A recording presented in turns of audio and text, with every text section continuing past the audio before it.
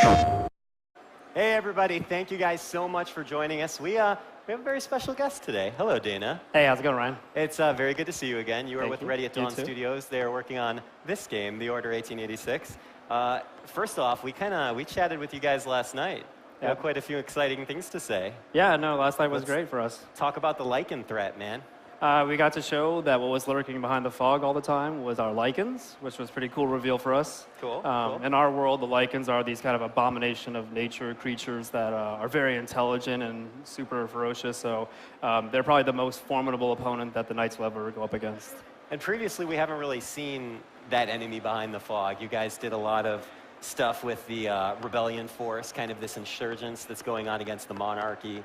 So where was the origin of this sort of supernatural element to the story? Well, basically, we thought about, if Arthur was going to have to actually assemble a group of characters who would, fight against evil, would it only be a human evil, or could we think of something that was a little bit more creative? And I think the Arthurian lore always was interesting because, it was, filled with other things other than just man. So for us, it made sense to kind of come up with some lore that involved other creatures. Cool. Well, I think everybody can tell from the trailers that you guys have showed that The Order is a very beautiful game. Thanks. I would like to make that assumption right now. Can you talk to us about how your technical team and the art team kind of tackle such a visually challenging medium like this, and especially on new hardware? Yeah, I mean, on new hardware, there's always going to be some interesting challenges, but the PlayStation 4 is cool because, the graphical power, the memory bandwidth that we have, all those things allow us to also be artistically very free. And when we set out to make The Order, we knew, one of the things we wanted to do was really push the edge in terms of defining next-gen graphics. And so a lot of that involves new rendering techniques, lighting techniques. We use... here we go. We can talk about it right now. Right, it's playing right there. We just missed it. It's short. That was a brief glimpse into the game. That was the teaser. Yeah, but I mean, we employ a lot of techniques that have been used for movies for a long time, performance capture, facial capture, but ours runs all in runtime. We don't have any pre-rendered movies. All the stuff that you're seeing there that looks like what you would traditionally see pre-rendered, that's all live. So, I mean, that's a huge technical challenge. Yeah, I mean, you guys did all motion capture. So the things they were seeing in the teasers, the trailers that we've shown to the public, I mean, that stuff is motion captured. It has facial capture, voice capture. These are real actors. You guys aren't doing, CG, as you said, in this. I mean, that must have been kind of a big challenge. It's cool. I mean, it actually lends a huge amount of character and authenticity to, the character that you play. But it also brings a lot of gameplay challenges in that most people kind of feel like games that are very fluid looking in terms of motion capture performance on in-game animations are less responsive. So we run hundreds of animations simultaneously, and we've been very meticulous about making sure that none of those things sacrifice the playability of it and the responsiveness. So control is very much at the forefront of what we think is important, but at the same time trying to figure out how to merge that with fidelity. Awesome. What's it like? What's your reaction to working on PS4 and working with DualShock 4? I mean, how have you guys incorporated those new technologies into the game? So far, actually, it's been surprisingly good for us. So far, so good. So far, so good. I mean, I don't know how else to put it, actually. I think coming off of working on PlayStation Portable, I think we were really anticipating it being a much bigger hurdle than it is, but the dev kits are great. The debugging software so far has been better than anything we've ever seen. So it's been good.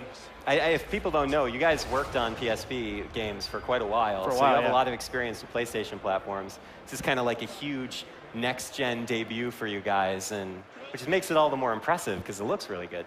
Thanks. Yeah, for us, I mean, internally, the leap felt like just gigantic. We were like, how are we going to do this? But, at the same time, we knew that in our hearts, we weren't just a one console developer. We had a lot of ideas. We're very passionate about console games, and I think we took it upon ourselves as a big challenge, and we put forth our best effort, and we're really proud of it. All right, awesome. I mean, the one weapon that I've actually played with recently is the thermite rifle, which you basically pepper these little pellets, and then you can ignite them with a flare. I mean, how does the team come up with stuff like that? Seems a little sadistic. Seems a little harsh. Yeah, we basically come up with all sorts of crazy ideas and we see what sticks. One of the interesting things about the weapons that are making it into the order, though, are some of them are based on science, right? I mean, we have the Industrial Revolution and a lot of scientific discoveries going on at this time period. So starting there and trying to figure out what are the things that we could leverage to make weaponry is actually a really exciting exercise for designers.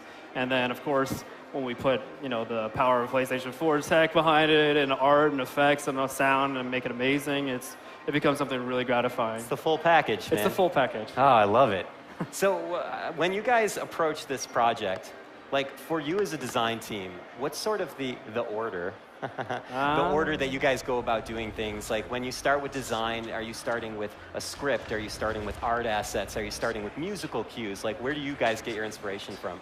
I mean, really early on, we had kind of a sketch of what the story was going to be and who these characters were. And that kind of motivated us to start thinking about what kind of a genre were we going to set the game in. And very early on, we settled in on being a third-person action-based game. And then it made sense to employ a lot of gunplay in it, so then it became very cover-heavy. And then the script was evolving simultaneously, and so it's this game of merging narrative with gameplay. And then eventually it starts clicking, and we realize this is very much a fusion of character work and narrative and gameplay. And so I think the seamlessness in our world. Oh, that was the thermite rifle, right? That was the thermite rifle, yeah. I missed it again!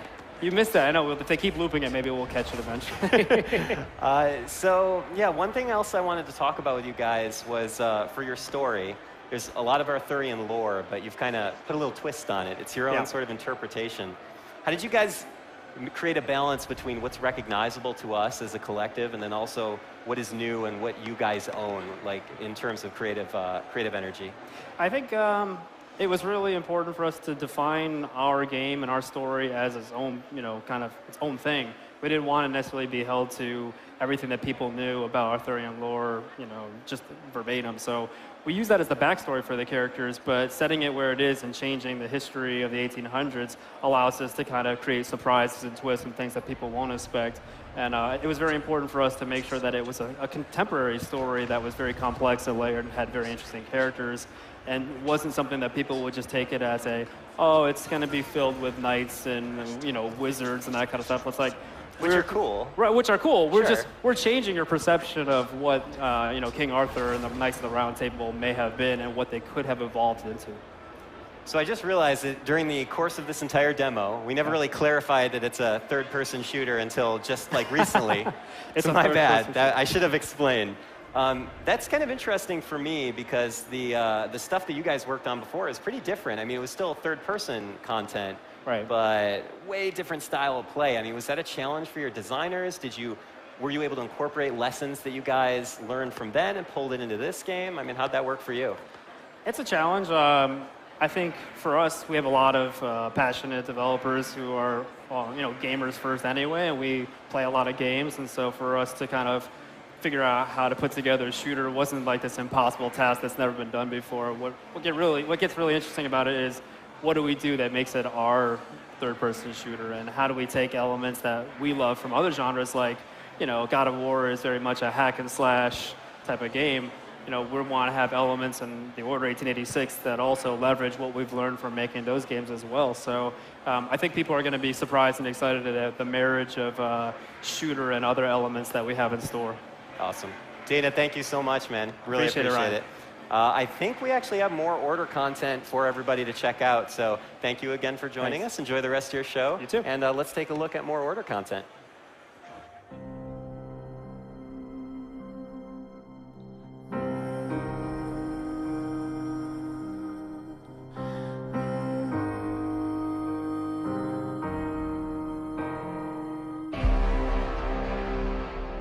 I think the version of the Arthurian lore that we all are accustomed to is the ones we've seen in movies, the one we've read through La Mort d'Arthur, the most famous of the works that basically depicted Arthur, Galahad, and all the knights of the Round Table. What we did is that we went back a little bit further and went to the source of all of those legends, and the source came from a Welsh tale, from Welsh legends, and spin it the way we wanted to. All of that was a way to instill not only the names, but a little bit of the legend of Arthur into our characters. This Order of Knights was a direct result of this war that was going on. It wasn't the lore as you know it. The half-breeds are really a subspecies of what humanity becomes after a few centuries of, evolving in a different direction. And there we find this struggle going on for supremacy, for survival. And it's only after the Industrial Revolution, after the change in, the way they built weapons and all that, that finally humanity takes over and they finally have the upper hand in this war and push back against the half-breeds.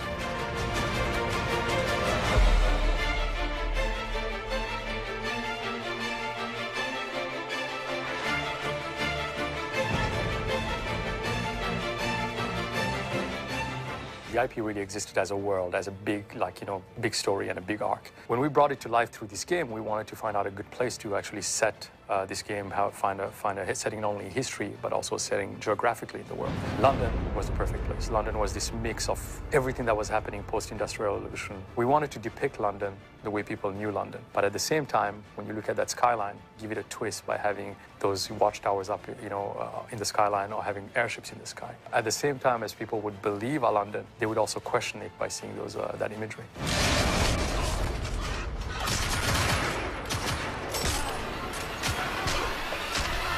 When approaching the PS4, we have to try and maximize everything we can out of it. But also, we're trying to maximize it without taking the player experience away from, the player. Ultimately, you could do a lot of different things with a lot of, hardware that's there, design-wise, input-wise. But for us, it was always important that the player didn't feel detached every time they did something like that. What feels natural? If it takes you away from the experience, we usually shy away from it. Of course, approaching a next-gen title, everybody has the dreams of what they want to do with it. We've talked about the filmic aspect of the game. We've showed it with the trailer. That was our way of telling the world and the players, like, hey, here's our vision of next gen. Here's our vision of what the Order is going to be, and here's our vision of what PS4 is going to basically be able to do. And we can't wait for the players to play this.